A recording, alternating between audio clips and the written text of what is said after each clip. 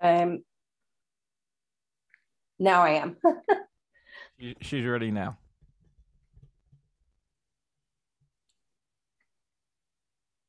Go ahead. Go ahead. All right. Hi, everyone. I want to introduce you to Clara Park, who is the owner and the person behind Clara Park Cooks. Clara, thank you for joining us on Food Farms and Chefs. Thank you so much for having me.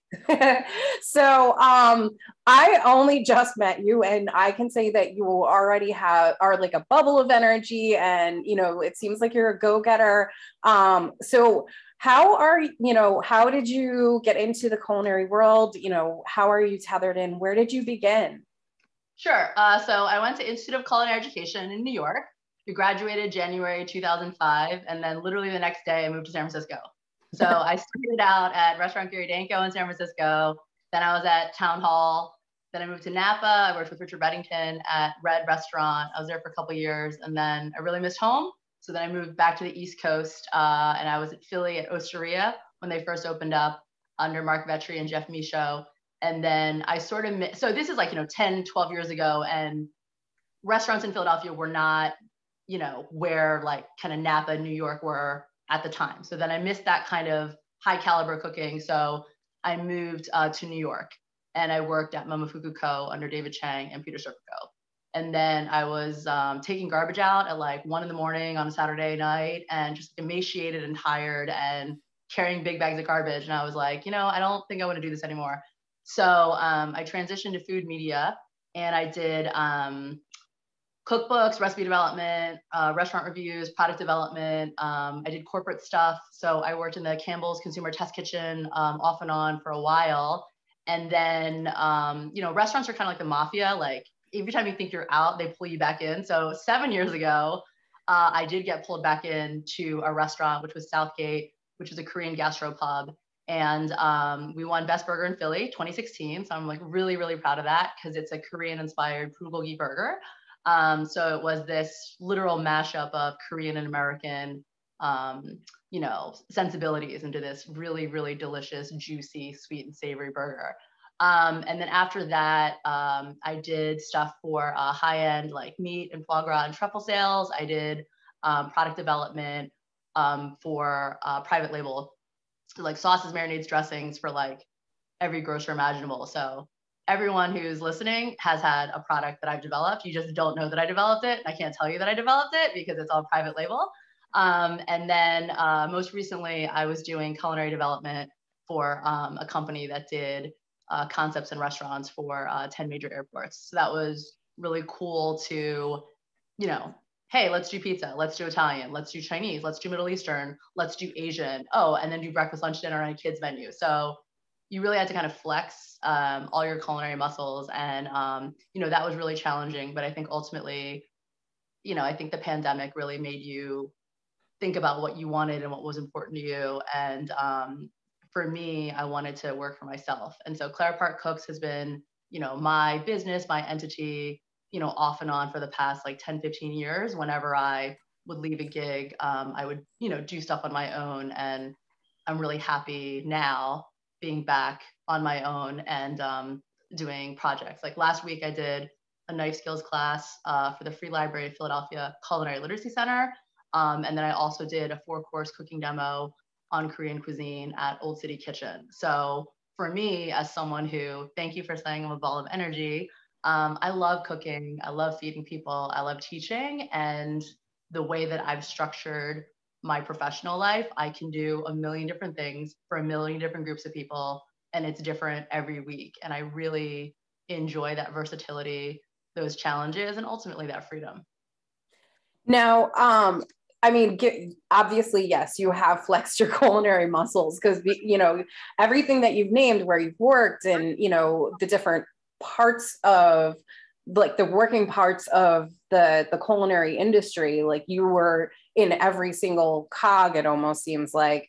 So what was it like transitioning between the different roles that you were playing? Either as a chef or as, somebody who is creating, the sauces and, working with suppliers to bring about something that can be mass produced that everyone can enjoy? I think the two words I would use, it's extremely humbling and it's extremely challenging. So I think anytime I switched to a new job or new aspect of culinary, it was like starting all over. Like I didn't know anything about manufacturing. I didn't know anything about sales. I didn't know anything about product development. And you literally have to kind of start at the bottom and say, I don't know how to do this.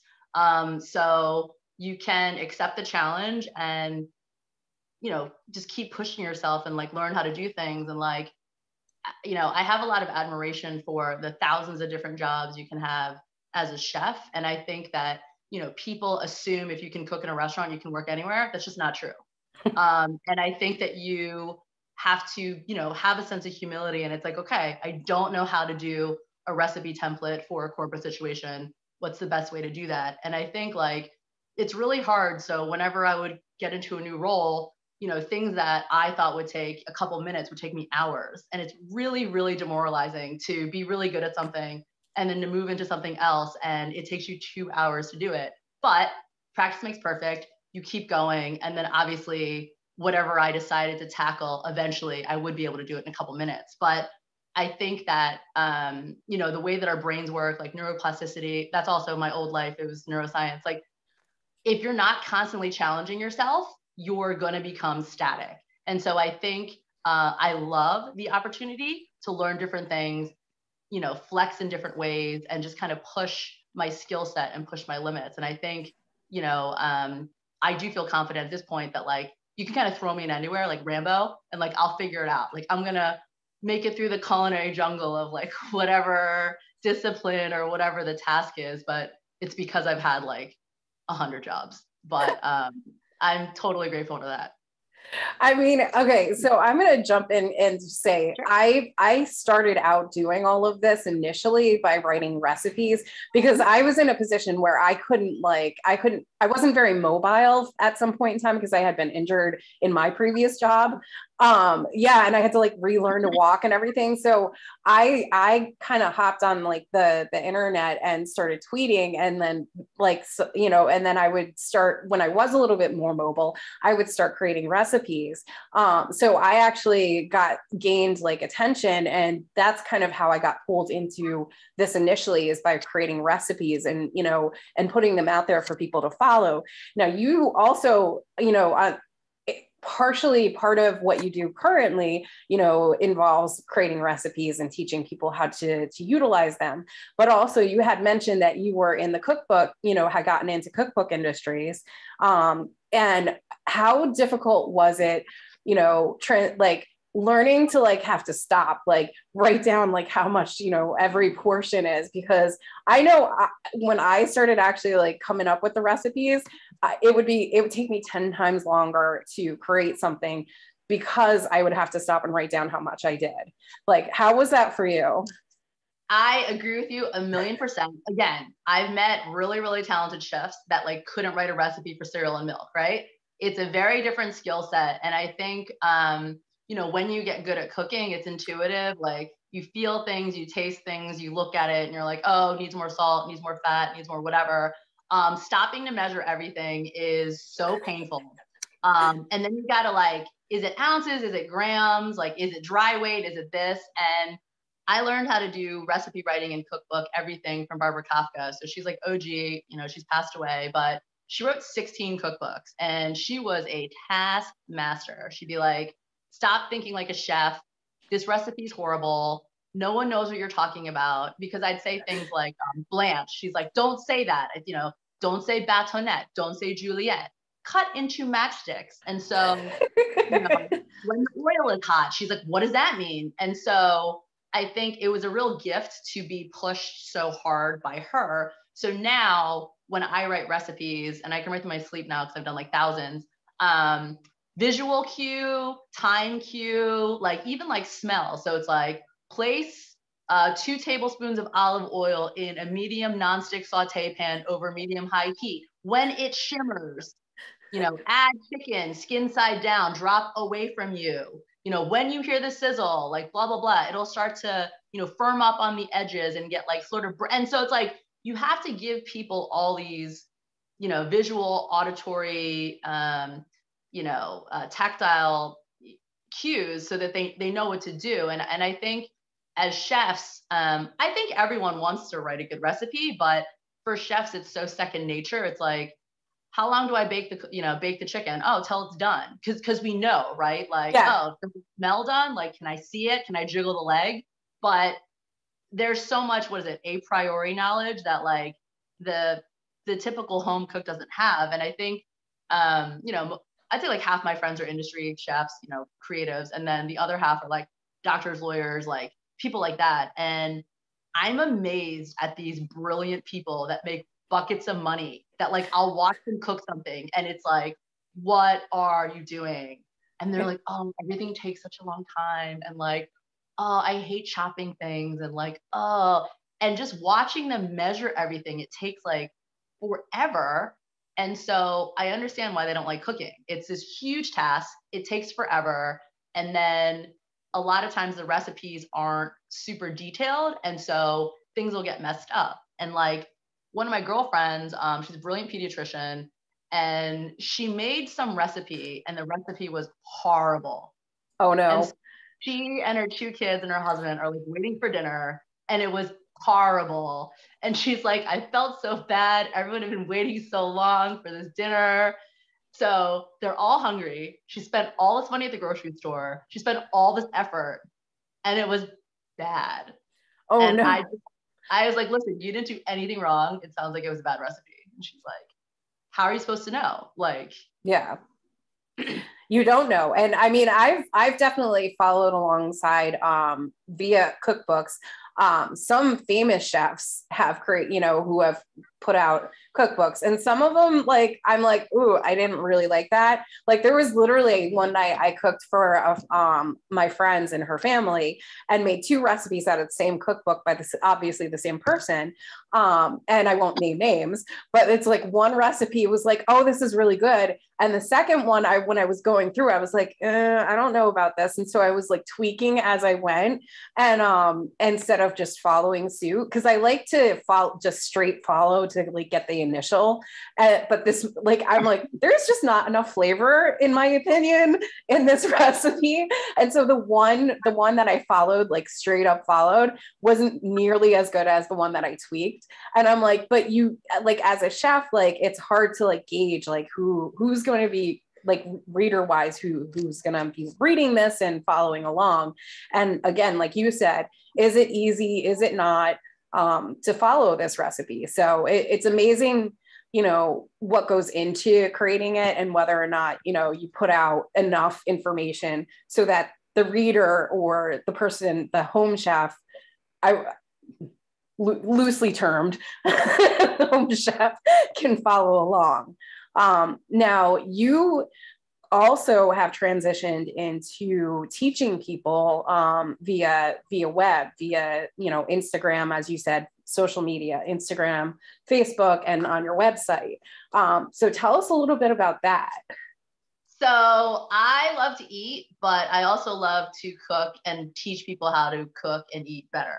And I think, with cooking, like obviously behind me, there's like 100 cookbooks, maybe 200, but it's great to read recipes. But I think cooking is, for most people, much easier when you see it. So I think with like social media websites, just YouTube, TikTok, I mean, TikTok cooking is like it's a whole other like galaxy, which I think is amazing.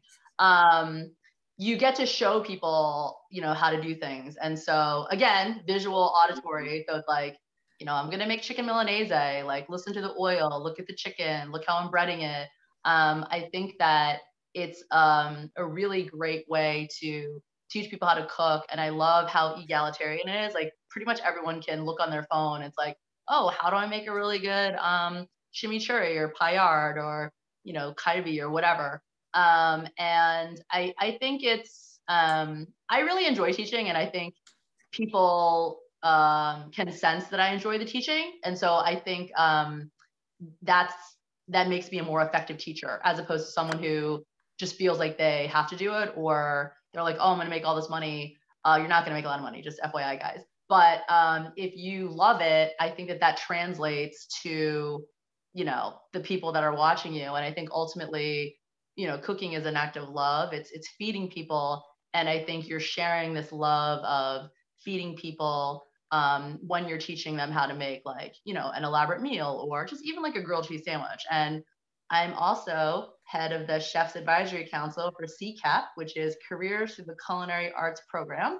And the mission is to help underserved students in major cities. So it's like New York, Philadelphia, DC, Arizona, Chicago, LA.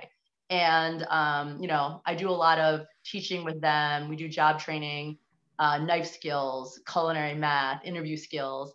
And what I always stress to them is no matter what you're making, you need to do your best. If I'm going to make you a grilled cheese sandwich, it is going to be the best damn grilled cheese sandwich you've ever had in your life. If I'm going to make you a 10-course chef's tasting menu, it is also going to be amazing. But one is not better than the other, because ultimately feeding people, that is the greatest honor and that is the greatest gift. And I'm very like, you know, I love that. You know, if someone is celebrating something, you can cook for them and like, you know, make the celebration even better. If someone is really sad, you can make them something really delicious and they will feel better. If someone is, you know, COVID or flu, you can make them chicken soup and they will feel better. So I really do think, you know, food is magical. I think food is medicine. And I think that we don't harness that enough in American culture, as opposed to, you know, I'm Korean American. I was talking to a friend of mine about, you know, I wasn't feeling well. My dad's like, oh, you need ginseng. So he gave me like 30 days of this ginseng like tonic, which like cost a fortune. And it looked like, you know, sewer sludge. And I drank it every day for 30 days. And I was talking to my friend about it. And she's like, yeah, Clara, like every other culture, they do like herbs, they do food. And she was a teacher in Texas and a lot of her students were Hispanic. And anytime anyone gets sick, you know, their abuelas would like make them some sort of herbal, you know, whatever to get better. And I think we've kind of really moved away from that. It's like, oh, I don't feel well, I'm gonna pop a pill. It's like, well, what could you eat better? Could you sleep better? Could you exercise? Is there something not pharmaceutical that you could do to improve your situation? And anyway, I'll get off my soapbox now. Pharmaceutical companies trying to hit me right now. No, it's all right. And we have no sponsors that, you know, are pharmaceuticals, you know, so it's fine. But I mean, I have to agree with you. I definitely believe in herbal remedies. My mother got into that when I was younger. And so it's a huge thing for me. It's ridiculous because I have like, I have this huge selection of like herbal remedies that I are my go-to when I get sick. As you can hear, I'm like still congested, but like, so echinacea is like my top one. But yeah, it's in, like you had said, chicken soup if you have a cold. For me, I actually love pho when I get sick. Yes, I love it because it has so much, like, because it's the bone broth, it's, you know, all of the greens that are in there that kind of stew into like that nice broth that has like it's umami, you know, it tastes really good. Yeah, exactly. And the rice noodles, and then, you know, you can choose what protein you want, whether you're vegetarian, you know, with tofu, or if you want something like shrimp, if, you know, you're a pescatarian, or, you know, me, I'm an omnivore. So I like to actually switch it up. But like, it makes you feel better. And it's not just like the fact that it has all the nutrients. It is, like you said, it's food is love, and it gives you that warming sensation. Absolutely. And fun fact about pho, it uses star anise as one of the aromatics. And star anise is one of the only, not proven, but strongly correlated things to shorten the duration of the flu. So Tamiflu, the medicine, actually has star anise in it. So. Oh, I didn't know that. No. They're like way ahead of us on that. Yeah, the more you know. Absolutely. But like, how cool is that? It's like this spice that is in this beloved soup is also in this pharmaceutical, because obviously it works. Yeah. Now, so you had mentioned that you did the Laura Eaton's Old City Kitchen, did a tasting menu there. So can we find you, you know, doing any other, you know, classes in person, or do you have anything that's coming up soon? So I actually I can't talk about it, but I am going to be teaching somewhere for the next, like towards the end of May and beginning of June. But I recently like started freelancing again. So I do not have anything solid. Oh, I'm judging Burger Bash in Atlantic City, June 17th. 11th, anyway, 17th or 18th. That's at the Golden Nugget. And then I'm speaking at the Israeli Food Tech Conference, which is virtual. And then the date keeps changing because it's virtual now. But I want to say that's also in May or June. I'm sorry. But if you want to find out, you can always follow me on Instagram at Clara Park Cooks. That is also my website. I'm pretty good about doing blasts about what's going on. But yeah, I'm sorry. I don't have anything like, it's Burger Bash, Israeli Food Tech Conference. I'm going to be tied up for teaching for about 3 weeks. And then, yeah, but I will definitely do a part 2 Korean demo at Old City Kitchen again. We just have to figure out the date. And then, yeah, so Instagram is probably the best way to kind of see what I'm up to. And there's always something brewing. So now, how would our listeners be able to, in addition to the the next installment of your Korean cooking at Old City Kitchen, where could they find you online to take to learn or take a class with you? So you could go to my website, www.claraparkcooks.com, and Instagram, and also just email me. So it's just claraparkcooks@gmail.com. I actually do check my email all the time. So I will be sure to, keep updates and schedules of what's going on. And yeah, it's really exciting.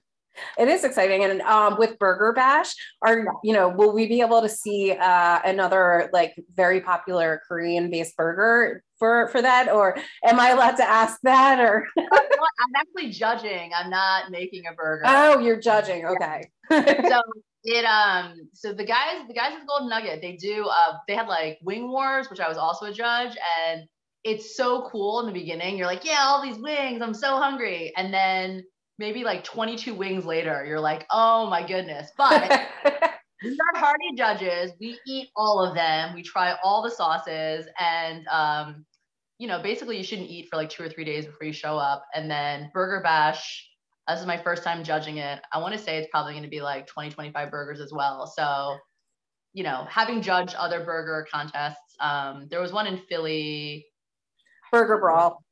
Yes. So I was at Burger Brawl. I was doing a Korean burger demo, and, I got to kind of try everything. And, I thought I was being modest doing like a quarter of each burger. And then again, by like the 8th one, you're like, oh my gosh, this is so much meat. And I think for those events, like the chefs don't care about how much you've had to eat. Like they want to win. Yeah. So it's like blue cheese and like truffle aioli and bacon, extra cheddar. And so all the burgers are super gluttonous and super heavy. So yeah, after like 8 or 9 of those little bites, you want to die. It's so much food. It's delicious, but it's so expensive. Yeah, I was one of the judges, like not for like the main thing, but there was like influencer side of the judging. Yeah.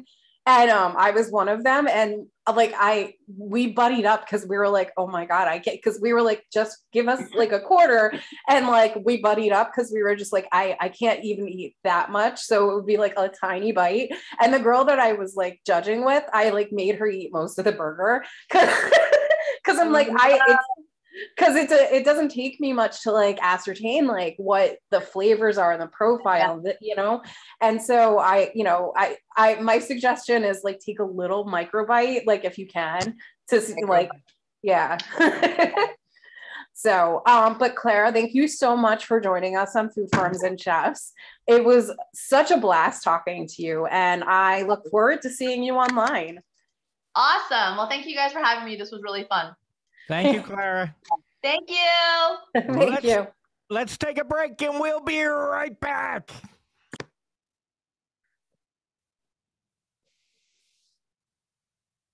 You have to tap anything on it. Do I press got it? No, you're fine.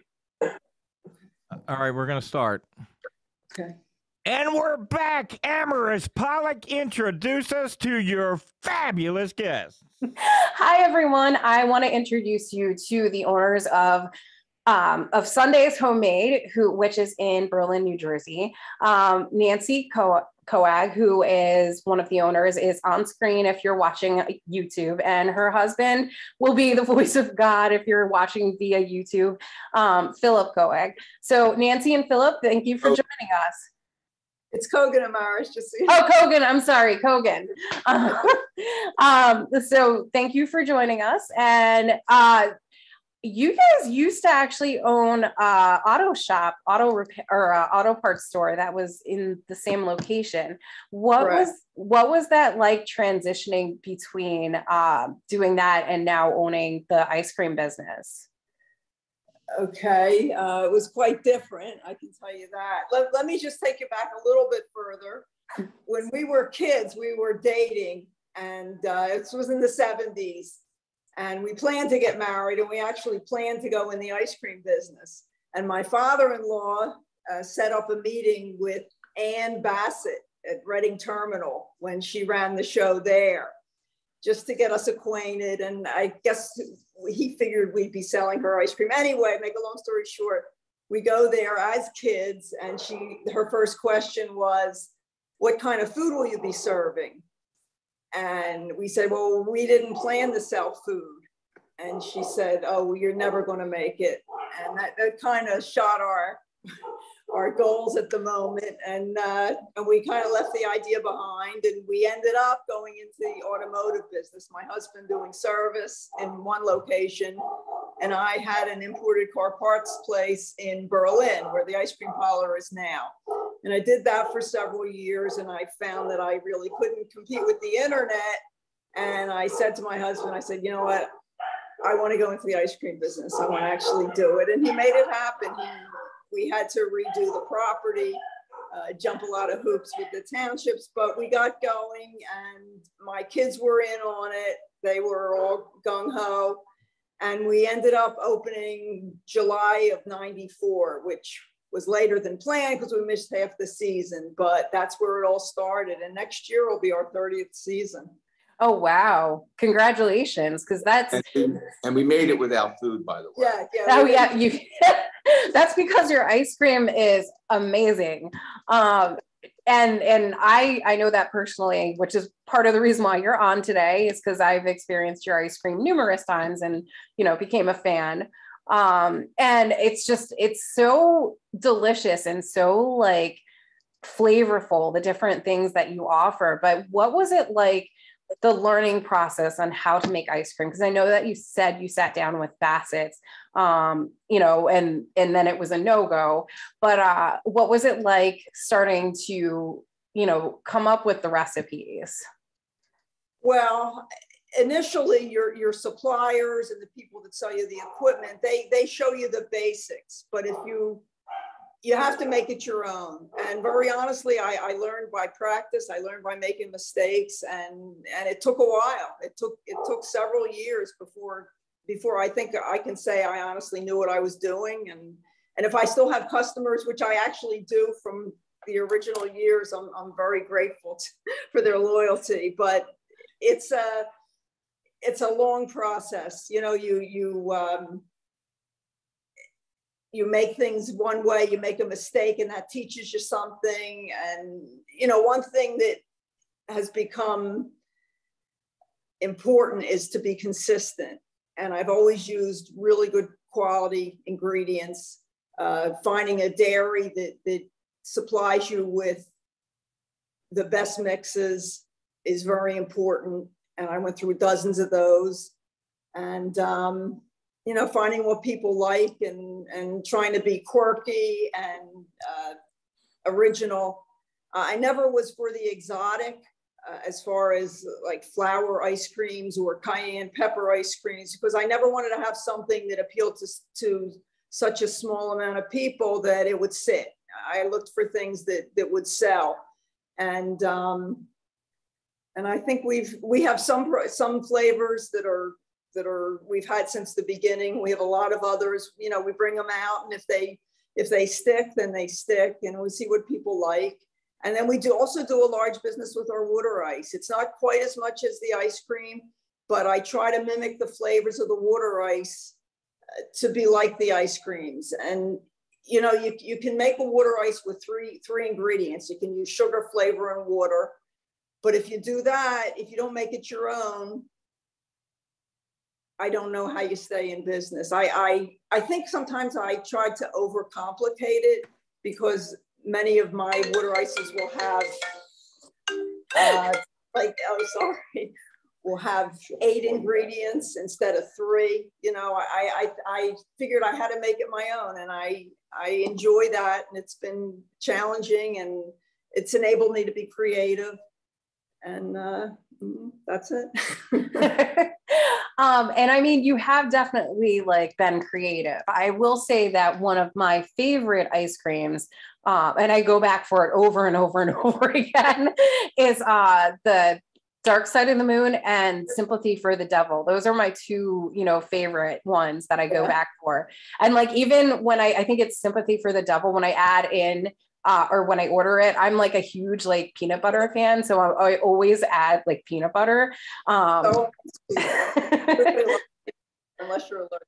Yeah, you're right. Yeah. Unless if you have food allergies, like it is phenomenal, because it's loaded with so much flavor, and you have that dark, rich creaminess of your chocolate ice cream that, you know, I honestly am surprised that you learned just by like trial and error, like, or trial by fire kind of thing, because there's numerous like places out there that teach ice cream classes, and the way, the quality and the consistency of your ice cream is phenomenal. Like, I would have thought that you had been taught by like a professional, that, you know, just their, you know, myopic like viewpoint was just like, let's teach people how to make ice cream. But, you know, no, you're saying you learned it by trial and error, which is amazing.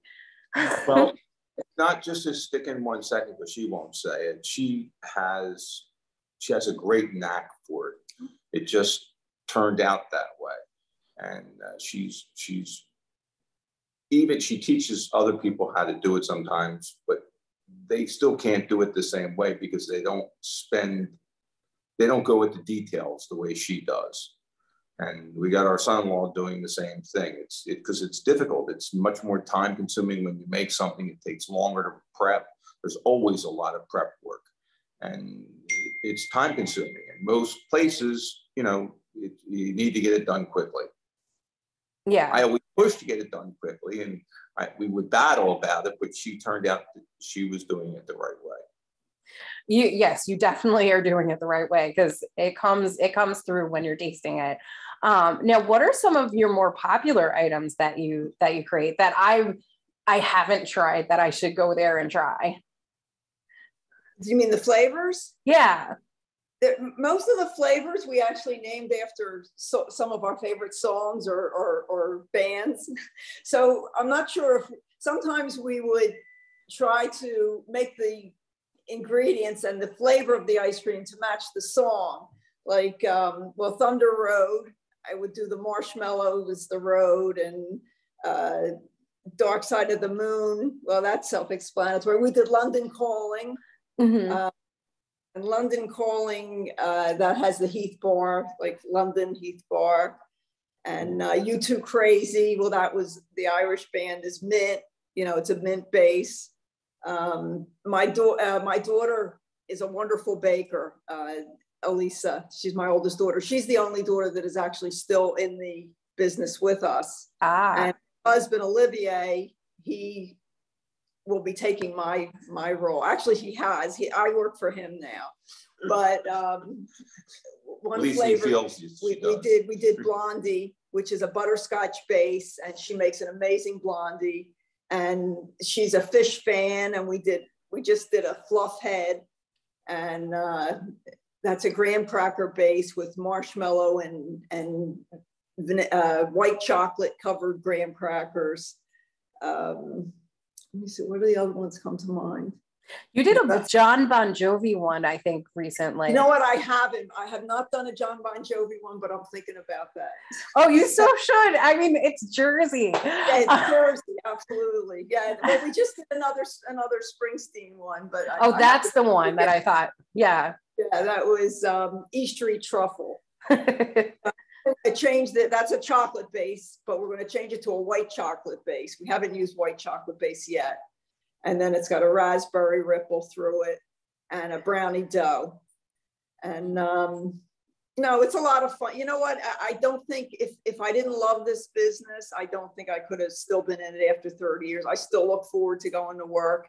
And a sad day will be for me when I know that I'm going to be done. Yeah. What can I say? But it will go on. It'll go on through my kids. Which is a good thing, because I think I would cry if it wasn't still open. It's like your baby, you know. So I take a lot of pride in it.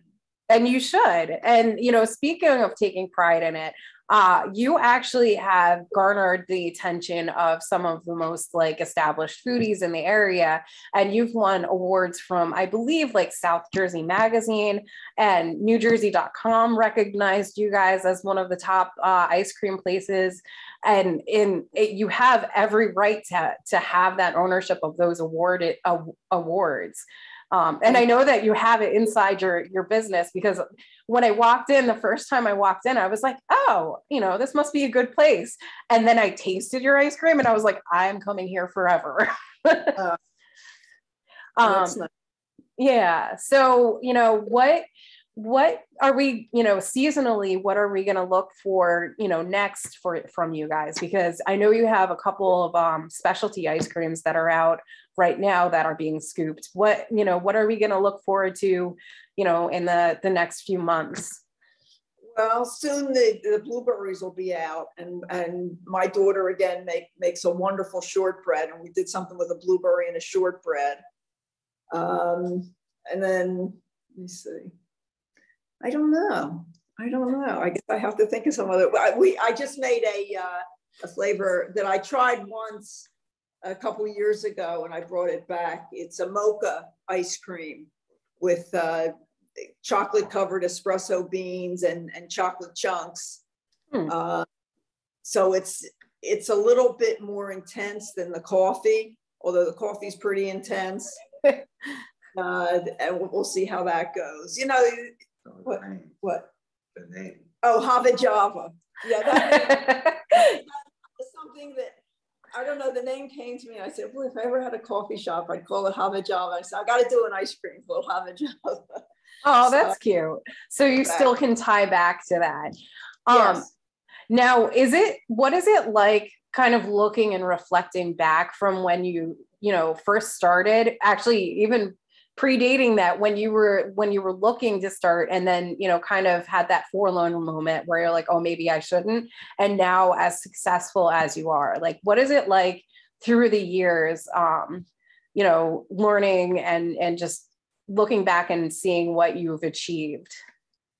Well, I think honestly, you have to keep your humility. And I certainly do. If I had 100 people compliment the ice cream, it's the one criticism that I remember. That's what gets to me. How can I make that better? Or you take it very personally. I probably shouldn't, but I do. And I know that I'm only as good as my last ice cream cone. You know, I've always felt that way. So if you say we're six, you know, we do have a strong business, and I'm very proud of it. But yeah, it can keep you humble too.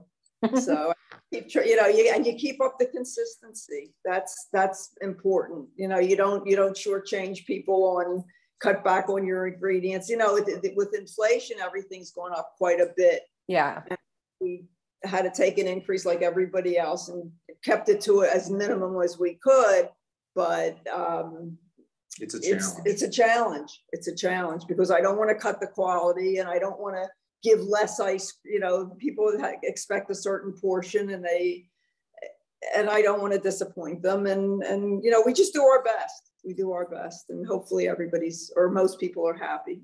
I mean, I kind of don't know anybody who would pull up to an ice cream shop and not leave happy. But I do.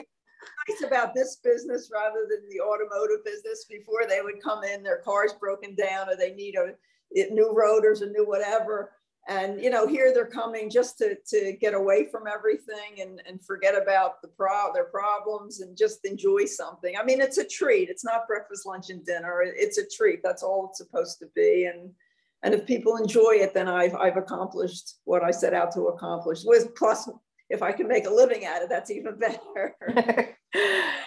I mean, and you certainly have made a living out of it. And like, as I said, people, like anyone who's tasted your ice cream, like they keep coming back. Like I've actually introduced some of my friends, because I travel all over the place and I have a lot of friends in Philly. I've introduced some of my friends in Philly to your ice cream. And they're like, the minute that they did, they were like, crap. Because they're like, now I have to go there. Like, so now I have friends who literally drive like an hour and a half just to go get your ice cream. That's how good you guys are. Thank you so much. That means a lot to me. It really does. Thank you. Now, have you ever, given like your popularity, and by all means, there are times when you like go visit Sundae's Homemade and you see, because they have a drive-through, they literally have a drive-through, if you're listening at home, and it kind of wraps around their ice cream parking lot. But there are times when you guys are like, you are so popular that there's a line that kind of runs out onto 73 because people love your ice cream so much. Have you ever thought to expand like to a second location, or join, you know, the whole Gold Belly, like ship nationwide kind of, you know, idealism? I think that if we were to expand, that'll be my son-in-law's. We've looked. We've had trouble finding a location that would suit our business. It's a lot harder than we have looked. We have certain people. Not quite sure what where the music's coming from. Yeah, hold on. On your end. Yeah. We got to cut that. There's music coming from another show on the station. All right, it's all right, Kevin. Yeah, we're gonna have to cut that post editing. So tell them when they can continue. Okay, go ahead, Amherst. Go ahead. Oh, okay. So as you were saying, Philip, that you guys have looked for a second location, but given, you know, location and the prices and whatnot, it's been a little difficult. So it hasn't been so much the prices. It's what our business requires. I mean, we need a lot of parking. We'd like to have a drive-through. That's the tough part. That's a tough part. So in most cases, we look beyond that. But we're not a big name. We're not, you know, a large franchise, and so it's more difficult for people like us to get into the kind of location we require. It's difficult, and then there's the help issue. There's always a help issue. Yeah, so that's major in this business. So it becomes a challenge, and every time we try, we have certain difficulties, and we decide we'll rethink about it next year. Yeah, my son-in-law has said many times he'd like to expand, and he intends to, but that'll probably be him. You know, we started this business, we were in our 30s. Now we're in our 60s. You know, so, and my other daughters, my youngest daughter and my middle daughter, they're not local anymore. Although my middle daughter, who said she would look to get as far away from the food business as possible, has been in the food business in one way or another for her whole adult life. And now actually she is a VP of sales for a company called Santel in Manhattan, who design and supply kitchens. So she's right in there. She's still tethered into it. More. And then my younger daughter, she's a CFO of an energy company, and she's out in Colorado. And my oldest daughter is, like I said, she's with my son-in-law, and they pretty much run the business now. And And they do a great They job. do all the hard work. Yeah. Yeah. Yeah. And I saw that I think it's their children that create some of the little ads or whatever for your ice creams that get. I do that. Well, she's talking about the photographs and stuff of her. Oh, they're pictures. I thought you meant the caricatures in the Facebook. Okay. Yeah. No, yeah. Yeah, she did one cone that was a masterpiece. That was better than anything I've ever done. And so our talent. But believe me, they will be working there like my kids were when they're probably 10 years old. Our business too. All right. Well, I appreciate everything that you guys have put into the quality and the love behind the ice creams that you guys create in your small batches. And I appreciate the fact that there's been so many years allocated to, creating the flavor profiles that we can all enjoy. Now, where can our listeners find you online, and where can they, follow you? And of course, where can they enjoy your amazing ice creams? Oh, you want the address, the exact address? Yeah, you can. Yeah. Facebook. Oh yeah, well, we're on Facebook and Instagram. Under Sunday's Homemade. And the website is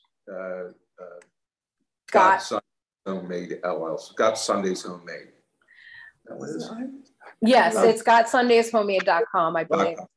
Yeah. And my son-in-law started a whole online ordering that alleviates the need for you to, you can call ahead, or you place your order ahead and we'll have it ready for you, which became so necessary during the pandemic, because all we had was the drive. Thank goodness we had the drive-through.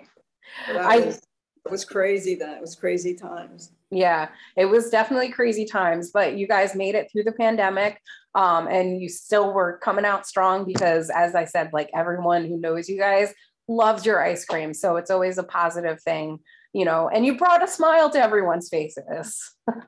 Thank you so much. I appreciate that. I really do. No problem. Thank you so much for joining us, both to you and your husband, Phillip.